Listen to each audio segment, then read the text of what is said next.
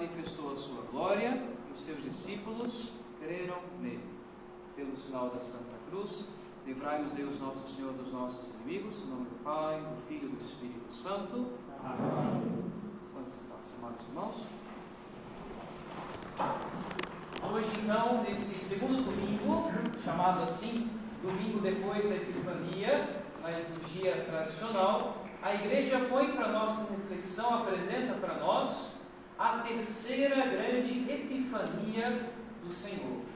Antigamente, no início da Igreja, nos primórdios do cristianismo, a festa da Epifania, no dia 6 de janeiro, tinha uma grande importância e era maior até que o próprio nascimento de Jesus, no dia 25 de dezembro. É até mesmo mais antiga, e mais, principalmente no Oriente, era celebrado desde o início do cristianismo, no dia 6 de janeiro, como a grande Epifania do Senhor.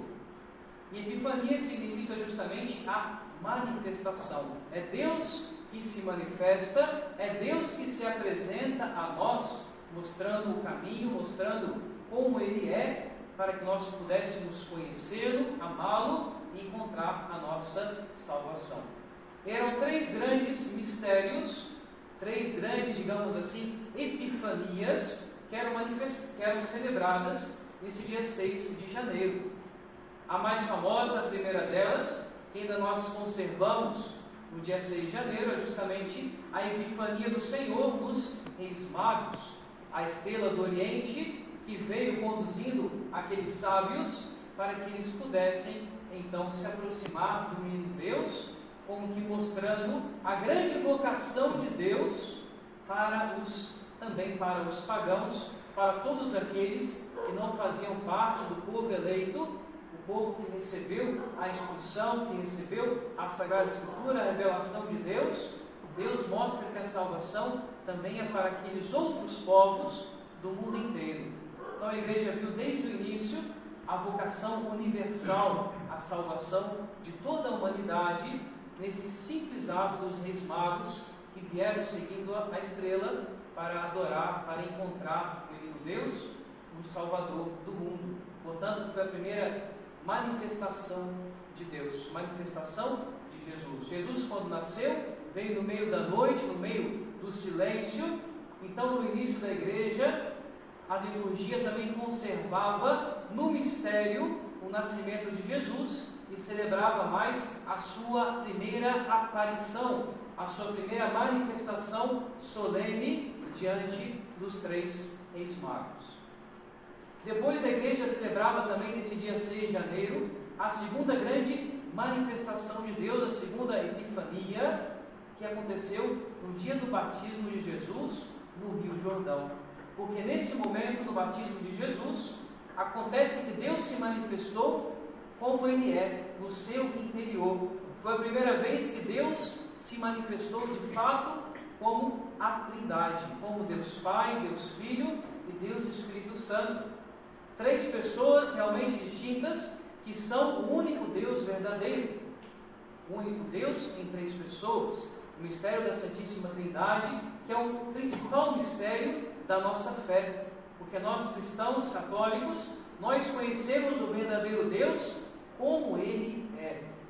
Apesar de não compreender o mistério, mas nós conhecemos que Deus é Trindade, porque Ele assim se manifestou a nós. Isso aconteceu de modo evidente, digamos assim, de modo mais explícito, justamente no batismo de Jesus no Rio Jordão.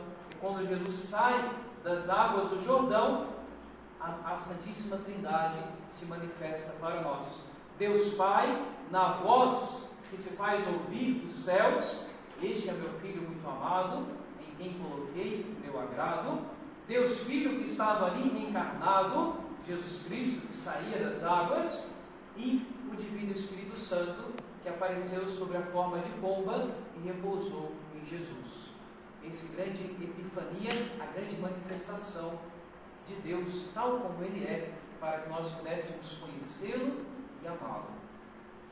E a terceira grande Epifania, celebrada nesse dia 6 de janeiro, antigamente, no início da igreja, era justamente quando Jesus encerrou a sua vida pública, a sua vida oculta, escondida em Nazaré, com Maria e José, e se manifesta pela primeira vez como Deus, realizando o seu primeiro milagre, o primeiro sinal de Jesus, o sinal de que Ele é Deus.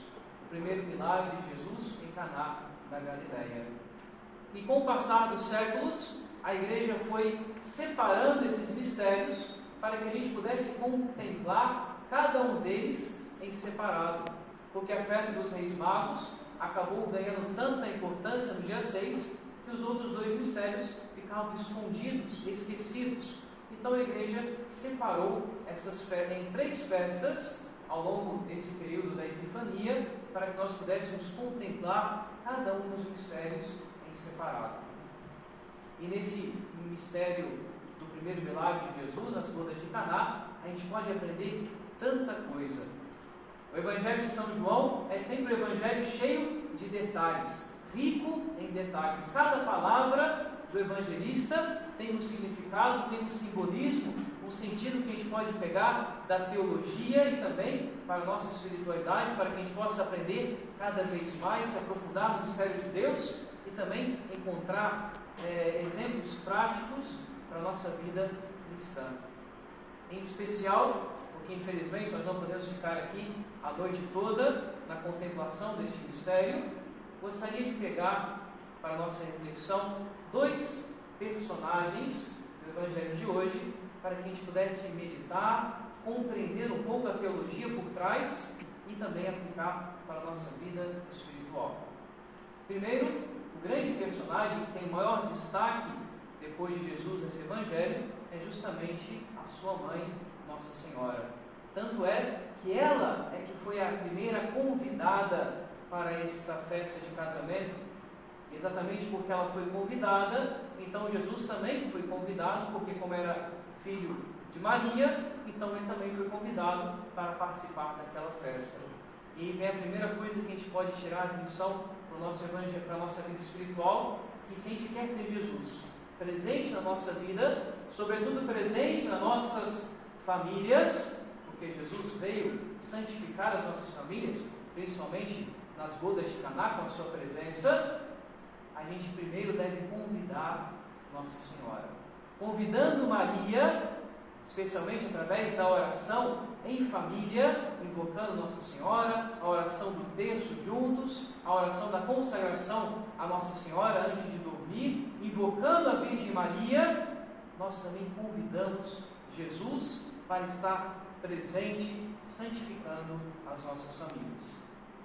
E depois, quando Nossa Senhora estava já na festa, ela é a primeira a perceber que faltava o vinho. A primeira a perceber que estava faltando alguma coisa, que alguma coisa estava dando errado, que aquele casal estava já começando um sofrimento muito grande, uma grande humilhação logo no dia do casamento. Por isso é que ela vai até Jesus fazer a sua oração. E é tão bonita a oração de Nossa Senhora e tão simples ao mesmo tempo. E Santo Afonso Maria de Ligório nos diz que nesse momento Nossa Senhora está nos ensinando a rezar.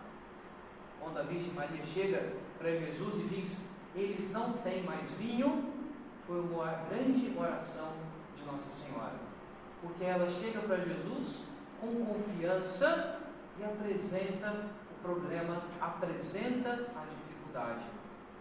Às vezes, na nossa oração, quando a gente reza, às vezes, ao invés de a gente pedir a Deus, apresentando o problema que nós estamos passando, a gente apresenta a Deus a solução que a gente quer, a resposta que a gente quer ouvir. Mas não é assim que a gente deve rezar. Quando nós formos rezar, a gente deve apresentar a Deus, em primeiro lugar, a nossa dificuldade, o nosso problema. Senhor, não tem mais vinho. Senhor, eu estou desempregado. Senhor, eu estou passando dificuldade em casa. Senhor, eu estou tendo dificuldade na escola. Senhor, eu estou passando por tal problema na minha vida. E deixa para Deus dar a solução que for melhor para nós. Deixemos nas mãos de Deus a resposta que vai realmente solucionar o nosso problema, resolver a nossa dificuldade, dar a força que a gente precisa para a gente passar por aquela dificuldade, nos santificando. É assim que a gente deve rezar, como Nossa Senhora. Jesus, eles não têm mais vinho. Só isso. E Deus realizou então o primeiro milagre. É interessante quando Jesus dá a resposta: mulher, que nos importa isto? Ainda não chegou a minha hora. O venerável Fulton Sheen, no seu livro A Vida de Cristo, ele traz uma explicação tão bonita dessas duas frases de Jesus, mostrando primeiro, nos lembrando que esse termo mulher, no Evangelho de São João, remete à primeira mulher, a Eva, mostrando como que Jesus apontando que Nossa Senhora, que é a sua mãe, é a nova Eva, que veio trazer a ordem, restaurar a criação de Deus, que através da sua obediência, Deus se encarnou, como que restaurando a ordem perdida pela desobediência da primeira Eva. O venerável Fulton Sheen vai nos lembrar que quando Jesus diz isso para Nossa Senhora, ainda não chegou a minha hora, é como se Jesus estivesse dizendo para ela: minha mãe, se eu realizar esse milagre agora, se eu atender esse pedido agora, a minha hora vai ser adiantada. Quando Jesus fala da sua hora no Evangelho de São João, ele está falando da sua paixão, da sua morte, da crucificação. É como se Jesus estivesse dizendo para Nossa Senhora: a senhora tem certeza? Se eu realizar esse milagre agora, a hora do meu sofrimento vai ser adiantada. A senhora vai sofrer mais cedo, porque eu vou passar pela cruz mais cedo. Tem certeza que a senhora quer isso? Nossa Senhora, como que aceitando e oferecendo a Deus já seu sacrifício, ela vai até os serventes e diz: fazem tudo o que Ele vos disser. Essas são as últimas palavras de Nossa Senhora. Fazem tudo aquilo que Ele vos disser. Dando esse conselho para aqueles serventes e também para nós, para que a gente possa fazer a vontade de Deus. E agora a gente encontra o segundo grande personagem, que são aqueles servos que estavam ali para servir. De repente chega uma pessoa, uma convidada, e fala isso para eles: fazem tudo aquilo que ele mandar. Eles vão até Jesus, e Jesus fala: enchei aquelas talhas de água, que eram os recipientes bem grandes, onde os judeus armazenavam a água para as purificações das mãos e dos pés, quando eles chegavam em uma casa. Aparentemente uma ordem sem sentido, um pedido sem sentido nenhum, porque todos os convidados já haviam chegado, ninguém ia mais fazer as purificações, então para que encher aquilo tudo de água de novo? Mas eles obedeceram o conselho de Nossa Senhora. E depois, quando eles terminaram de encher, eles foram generosos, encheram até a boca, encheram até em cima. Jesus manda uma outra coisa aparentemente absurda para eles. Jesus manda eles tirarem aquela água, colocar numa taça e levar para o mordomo, ou seja, para o chefe de cerimônias, para que ele pudesse provar aquela água. Talvez, se fosse um de nós, do jeito que a gente é desconfiado, a gente iria achar isso muito estranho. Iria pensar: o senhor está doido? Para que eu vou dar essa água aqui? Ele já está bebendo água, não precisa de água, ele precisa de vinho. Algo completamente desconexo, algo aparentemente, humanamente, sem sentido. No entanto, eles fizeram a vontade de Jesus. Colocaram a água numa taça e levaram para o chefe de cerimônia. E quando o chefe de cerimônia provou, não era mais água, mas era o vinho, e um vinho da melhor qualidade. A gente tem que aprender a imitar esses servos, que ouviram o conselho de Nossa Senhora e obedeceram cegamente a ordem de Jesus, a vontade de Deus.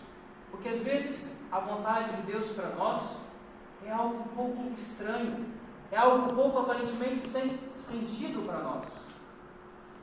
Mas se a gente obedece, se a gente faz aquilo que Deus quer na nossa vida, Deus realiza o grande milagre de transformar a água que nós somos, às vezes sem graça, às vezes um pouco suja, por causa do pecado, por causa das nossas misérias.